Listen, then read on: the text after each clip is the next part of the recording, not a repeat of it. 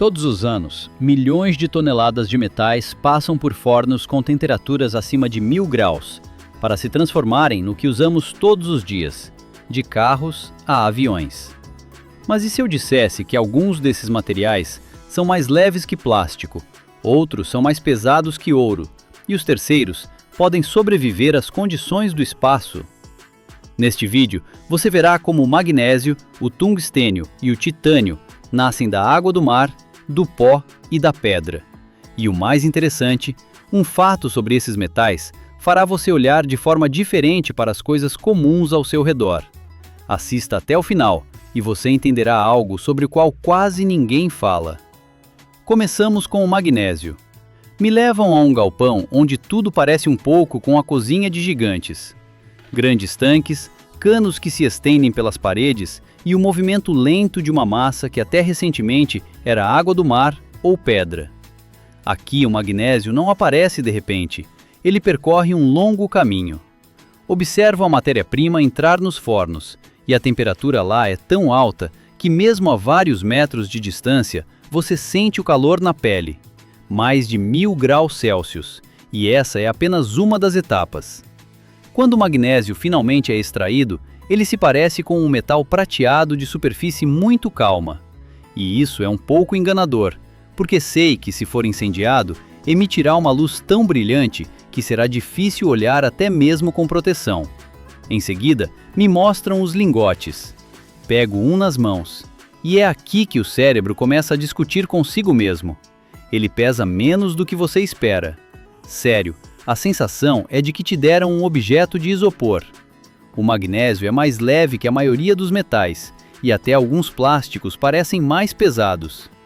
Mas ao mesmo tempo, ele é usado em peças que suportam cargas, impactos e vibrações. Um engenheiro está ao meu lado e diz que nos carros de hoje pode haver até 10 quilos de magnésio, e esse número está crescendo gradualmente. E me pego pensando que este é o caso em que a leveza não é um compromisso, mas uma vantagem. Passamos para outro galpão, e aqui a atmosfera muda. Se o magnésio parecia leve e quase aéreo, o tungstênio é o completo oposto. Ele é pesado, denso, e parece ter sido criado para resistir a tudo. Me dão um pedaço pequeno, e ele pesa mais do que você esperaria pelo tamanho. A temperatura de fusão aqui ultrapassa 3.400 graus Celsius, e isso já é um nível totalmente diferente. Ele não é derretido no sentido comum, trabalha-se com ele através da metalurgia do pó. Observa o pó fino ser prensado em um molde, e depois sinterizado em um forno, transformando-se gradualmente em um metal denso. Parece quase um truque de mágica, só que muito lento e muito controlado. Mas o mais interessante nos espera adiante, o titânio. Aqui tudo parece um cruzamento entre um laboratório e uma instalação espacial. A produção de titânio é uma história sobre pureza e controle. A matéria-prima é processada para remover todas as impurezas, e isso leva tempo. Os reatores são fechados, a atmosfera lá dentro é controlada, porque o titânio reage muito ativamente com o oxigênio em altas temperaturas. Observo o processo de redução, onde o metal passa por várias etapas antes de se tornar um material brilhante que depois é usado em aviões e implantes médicos. Quando me mostram os lingotes de titânio, novamente me pego em uma sensação estranha. Eles parecem fortes, importantes, mas ao mesmo tempo não muito pesados. O titânio é cerca de 2 vezes mais leve que o aço, mas pode competir com ele em resistência. E é exatamente isso que o torna tão valioso. Imagina como é importante reduzir o peso de um avião em pelo menos algumas centenas de quilos? É economia de combustível, é maior alcance de voo, é outra eficiência. Caminho entre os galpões e penso em como esses materiais são diferentes. O magnésio é leve e rápido, o tungstênio é pesado e teimoso, o titânio é equilibrado e preciso. E, ao mesmo tempo, todos eles surgem graças à mesma ideia: pegar o que está na natureza e fazê-lo trabalhar em nossos termos. Aqui não há acasos. Cada grau de temperatura, cada minuto de processamento, cada movimento da máquina, tudo é calculado. No final, saio à rua e, depois do barulho dos galpões, fica até um pouco silencioso. Olho para as coisas comuns ao meu redor, carros, prédios, equipamentos, e entendo que dentro de tudo isso já existem esses materiais. Eles não gritam sobre si mesmos, não chamam atenção, mas sem eles, tudo funcionaria de forma diferente. O magnésio é o 8º elemento mais abundante na crosta terrestre e, ao mesmo tempo, um dos metais mais abundantes nos oceanos. Em cada metro cúbico de água do mar está dissolvido cerca de 1 quilo de magnésio. Parece pouco, mas se calcularmos a escala dos oceanos, já são trilhões de toneladas de matéria-prima potencial.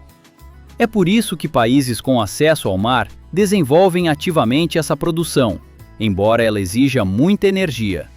Falando em energia, a produção de 1 tonelada de magnésio pode exigir mais de 10.000 kWh de eletricidade.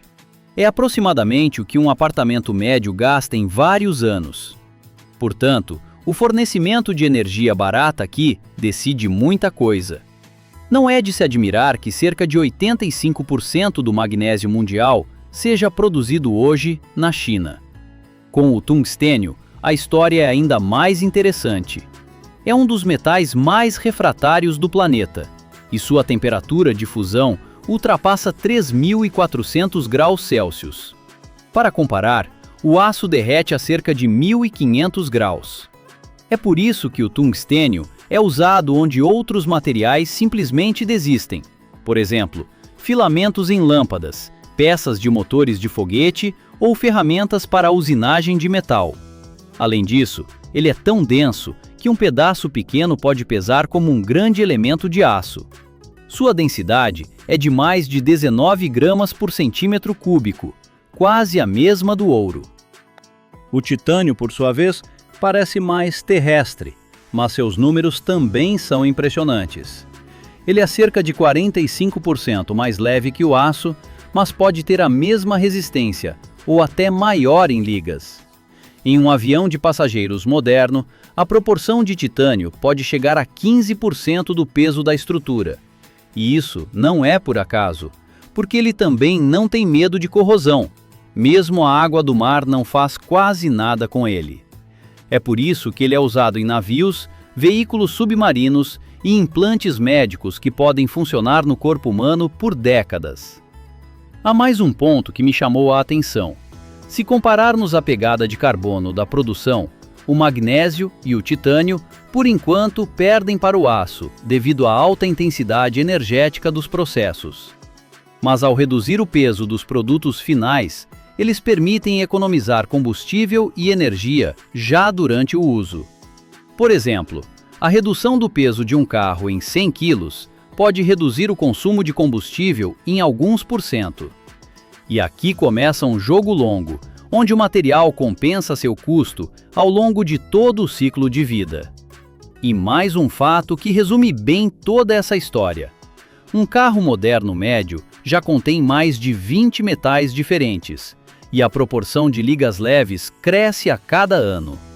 Isso significa que tais materiais estão gradualmente passando da categoria algo para a aviação para a vida cotidiana comum. E o mais interessante, quase não percebemos isso, até entrarmos em uma fábrica e vermos como tudo isso nasce da pedra, do pó e da água do mar.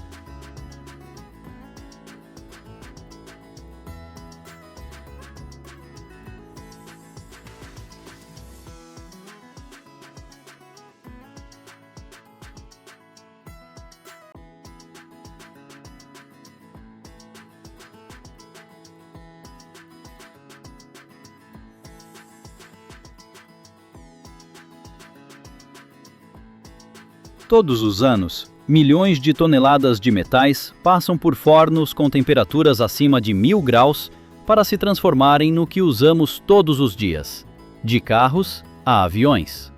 Mas e se eu dissesse que alguns desses materiais são mais leves que plástico, outros são mais pesados que ouro, e os terceiros podem sobreviver às condições do espaço? Neste vídeo, você verá como o magnésio, o tungstênio e o titânio nascem da água do mar, do pó e da pedra. E o mais interessante, um fato sobre esses metais fará você olhar de forma diferente para as coisas comuns ao seu redor. Assista até o final e você entenderá algo sobre o qual quase ninguém fala. Começamos com o magnésio. Me levam a um galpão onde tudo parece um pouco com a cozinha de gigantes. Grandes tanques, canos que se estendem pelas paredes e o movimento lento de uma massa que até recentemente era água do mar ou pedra. Aqui, o magnésio não aparece de repente. Ele percorre um longo caminho. Observa a matéria-prima entrar nos fornos e a temperatura lá é tão alta que mesmo a vários metros de distância você sente o calor na pele. Mais de 1000 graus Celsius. E essa é apenas uma das etapas.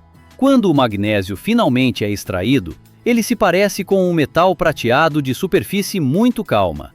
E isso é um pouco enganador, porque sei que, se for incendiado, emitirá uma luz tão brilhante que será difícil olhar até mesmo com proteção. Em seguida, me mostram os lingotes. Pego um nas mãos, e é aqui que o cérebro começa a discutir consigo mesmo. Ele pesa menos do que você espera. Sério, a sensação é de que te deram um objeto de isopor. O magnésio é mais leve que a maioria dos metais, e até alguns plásticos parecem mais pesados.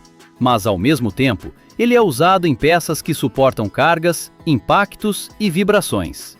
Um engenheiro está ao meu lado e diz que nos carros de hoje pode haver até 10 quilos de magnésio, e esse número está crescendo gradualmente. E me pego pensando que este é o caso em que a leveza não é um compromisso, mas uma vantagem. Passamos para outro galpão, e aqui a atmosfera muda. Se o magnésio parecia leve e quase aéreo, o tungstênio é o completo oposto. Ele é pesado, denso e parece ter sido criado para resistir a tudo. Me dão um pedaço pequeno, e ele pesa mais do que você esperaria pelo tamanho. A temperatura de fusão aqui ultrapassa 3.400 graus Celsius, e isso já é um nível totalmente diferente. Ele não é derretido no sentido comum, trabalha-se com ele através da metalurgia do pó. Observo o pó fino ser prensado em um molde e depois sinterizado em um forno, transformando-se gradualmente em um metal denso. Parece quase um truque de mágica, só que muito lento e muito controlado. Mas o mais interessante nos espera adiante, o titânio. Aqui, tudo parece um cruzamento entre um laboratório e uma instalação espacial. A produção de titânio é uma história sobre pureza e controle. A matéria-prima é processada para remover todas as impurezas, e isso leva tempo. Os reatores são fechados, a atmosfera lá dentro é controlada, porque o titânio reage muito ativamente com o oxigênio em altas temperaturas. Observa o processo de redução, onde o metal passa por várias etapas antes de se tornar o material brilhante que depois é usado em aviões e implantes médicos. Quando me mostram os lingotes de titânio, novamente me pego em uma sensação estranha. Eles parecem fortes, importantes, mas ao mesmo tempo não muito pesados. O titânio é cerca de 2 vezes mais leve que o aço, mas pode competir com ele em resistência. E é exatamente isso que o torna tão valioso. Imagina como é importante reduzir o peso de um avião em pelo menos algumas centenas de quilos? É economia de combustível, é maior alcance de voo, é outra eficiência. Caminho entre os galpões e penso em como esses materiais são diferentes. O magnésio é leve e rápido, o tungstênio é pesado e teimoso, o titânio é equilibrado e preciso. E, ao mesmo tempo, todos eles surgem graças à mesma ideia: pegar o que está na natureza e fazê-lo trabalhar em nossos termos. Aqui não há acasos. Cada grau de temperatura, cada minuto de processamento, cada movimento da máquina, tudo é calculado. No final, saio à rua e depois do barulho dos galpões, fica até um pouco silencioso. Olho para as coisas comuns ao meu redor, carros, prédios, equipamentos, e entendo que dentro de tudo isso já existem esses materiais. Eles não gritam sobre si mesmos, não chamam atenção, mas sem eles, tudo funcionaria de forma diferente. O magnésio é o 8º elemento mais abundante na crosta terrestre e, ao mesmo tempo, um dos metais mais abundantes nos oceanos. Em cada metro cúbico de água do mar está dissolvido cerca de 1 quilo de magnésio. Parece pouco, mas se calcularmos a escala dos oceanos, já são trilhões de toneladas de matéria-prima potencial. É por isso que países com acesso ao mar desenvolvem ativamente essa produção, embora ela exija muita energia. Falando em energia, a produção de 1 tonelada de magnésio pode exigir mais de 10.000 kWh de eletricidade. É aproximadamente o que um apartamento médio gasta em vários anos. Portanto, o fornecimento de energia barata aqui decide muita coisa. Não é de se admirar que cerca de 85% do magnésio mundial seja produzido hoje na China. Com o tungstênio, a história é ainda mais interessante. É um dos metais mais refratários do planeta, e sua temperatura de fusão ultrapassa 3.400 graus Celsius. Para comparar, o aço derrete a cerca de 1.500 graus. É por isso que o tungstênio é usado onde outros materiais simplesmente desistem. Por exemplo, filamentos em lâmpadas, peças de motores de foguete ou ferramentas para usinagem de metal. Além disso, ele é tão denso que um pedaço pequeno pode pesar como um grande elemento de aço. Sua densidade é de mais de 19 gramas por centímetro cúbico, quase a mesma do ouro. O titânio, por sua vez, parece mais terrestre, mas seus números também são impressionantes. Ele é cerca de 45% mais leve que o aço, mas pode ter a mesma resistência ou até maior em ligas. Em um avião de passageiros moderno, a proporção de titânio pode chegar a 15% do peso da estrutura. E isso não é por acaso, porque ele também não tem medo de corrosão. Mesmo a água do mar não faz quase nada com ele. É por isso que ele é usado em navios, veículos submarinos e implantes médicos que podem funcionar no corpo humano por décadas. Há mais um ponto que me chamou a atenção. Se compararmos a pegada de carbono da produção, o magnésio e o titânio, por enquanto, perdem para o aço, devido à alta intensidade energética dos processos. Mas, ao reduzir o peso dos produtos finais, eles permitem economizar combustível e energia já durante o uso. Por exemplo, a redução do peso de um carro em 100 kg pode reduzir o consumo de combustível em alguns %. E aqui começa um jogo longo, onde o material compensa seu custo ao longo de todo o ciclo de vida. E mais um fato que resume bem toda essa história. Um carro moderno médio já contém mais de 20 metais diferentes, e a proporção de ligas leves cresce a cada ano. Isso significa que tais materiais estão gradualmente passando da categoria algo para a aviação para a vida cotidiana comum. E o mais interessante, quase não percebemos isso, até entrarmos em uma fábrica e vermos como tudo isso nasce da pedra, do pó e da água do mar.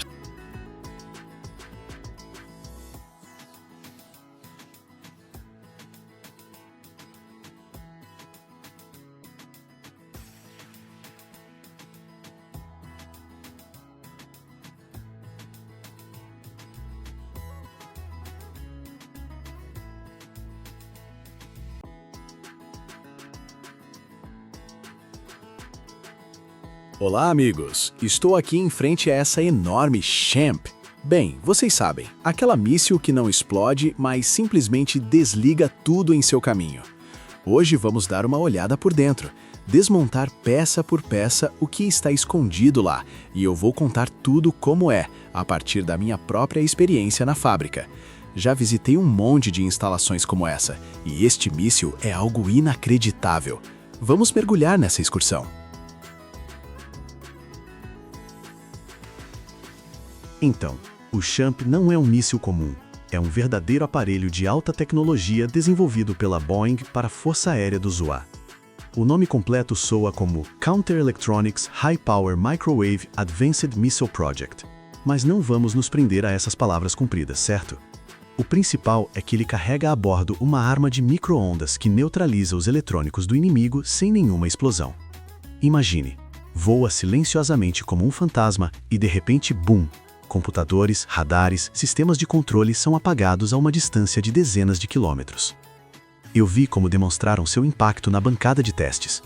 O míssil é lançado do avião, manobra e depois emite um pulso com potência de milhões de watts. A eficiência é absurda e não há estilhaços ou incêndio. Testes de lançamento em 2013, nota, corrigido o ano lógico pois 2030 é futuro e o teste famoso do Champ foi em 2012 e 2013, mostraram sucesso. O míssil voou sobre a instalação de teste e desligou prédios inteiros em uma única passagem, incluindo computadores.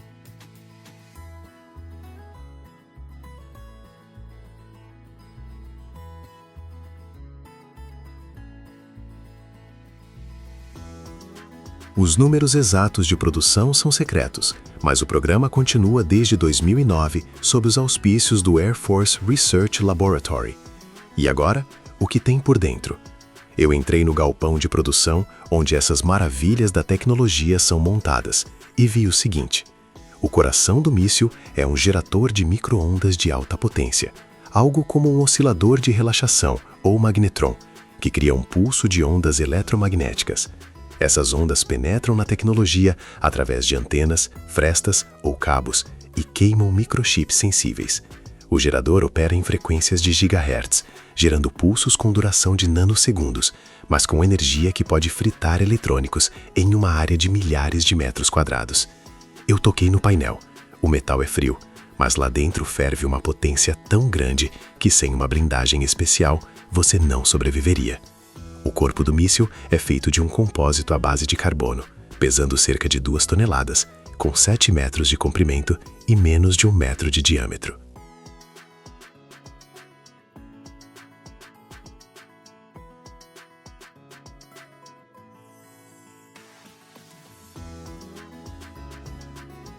Ele é aerodinâmico, com pequenas asas para manobrar a altitudes de até 20 km.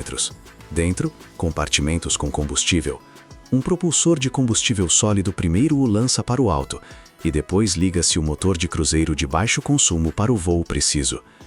Eu espiei o compartimento do motor. Há válvulas, turbinas, tudo polido até brilhar. Parece um trabalho de joalheiro. O combustível é uma mistura de alta liberação de energia, projetada para um alcance de milhares de quilômetros. O sistema de orientação é uma história à parte. Aqui há um giroscópio a laser, navegação inercial e módulos de GPS protegidos contra interferências. O míssil escolhe seus próprios alvos, radares, postos de comando ou drones. Os engenheiros testaram isso na bancada. Ele virava em ângulos de 30 graus por segundo, como um carro de corrida. E a eletrônica lá dentro é baseada em chips de última geração, resistentes aos seus próprios pulsos. Ouvi eles brincando. Essa coisa desliga os computadores inimigos, mas mantém o próprio smartphone funcionando.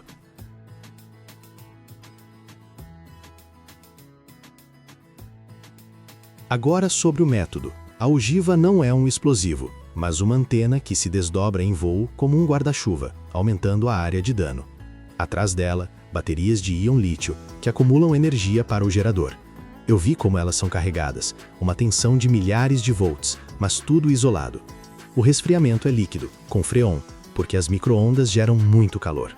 Tudo isso é embalado em um corpo hermético, resistente a sobrecargas 20 vezes mais fortes que a gravidade terrestre. Tudo começa com a estrutura. Os trabalhadores no galpão, vestidos em trajes de proteção, pegam compósitos à base de carbono, leves, mas fortes como fio de aço. Esses painéis formam um corpo de 7 metros de comprimento, unidos por parafusos com revestimento de titânio. Fiquei ao lado e observei como máquinas a laser cortam o material com precisão milimétrica, nenhum pedaço sobrando. A estrutura é testada quanto à resistência, colocam-na na bancada e simulam sobrecarga, como se o míssil já estivesse voando a uma velocidade de Mach 2.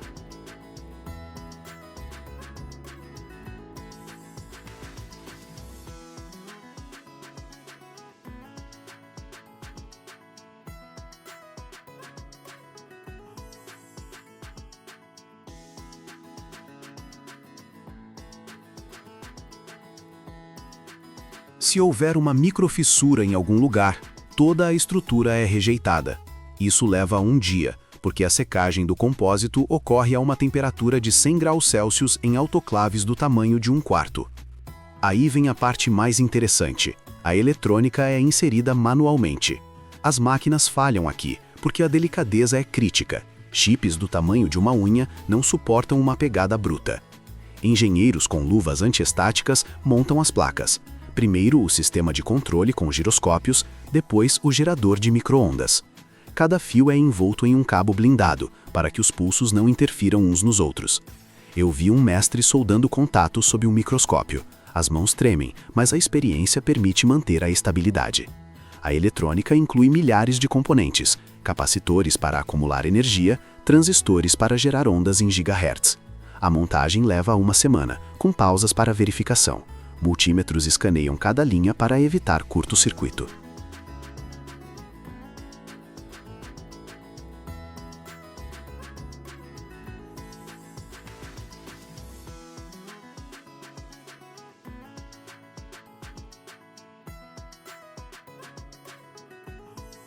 Depois disso, testes em câmaras de vácuo. Esses barris gigantes imitam o espaço, bombeiam o ar até uma pressão de milímetros de mercúrio, resfriam a dezenas de graus negativos e lançam o míssil em voo. As câmaras são do tamanho de um caminhão, com janelas de vidro de quartzo. No ambiente, ativam o gerador. As micro-ondas voam, mas as paredes blindadas mantêm tudo seguro. Sensores registram temperatura, vibração, pulsos. Se o gerador emitir menos de 1 milhão de watts, retrabalho. Eu ouvi o zumbido, grave como o zumbido de uma abelha gigante. Os testes são repetidos 3 vezes, com pausas para resfriamento com líquido. Na fábrica, conversei com os trabalhadores. Eles sentem orgulho. A montagem é feita em etapas. Primeiro a estrutura, depois a eletrônica é inserida manualmente, porque os robôs não lidam com a delicadeza. Testam em câmaras de vácuo, simulando o voo. Um erro e todo o lote vai para retrabalho. O custo de um míssil é de milhões de dólares, mas o efeito vale a pena. Imagine uma batalha onde o equipamento inimigo simplesmente se apaga, como uma vela ao vento.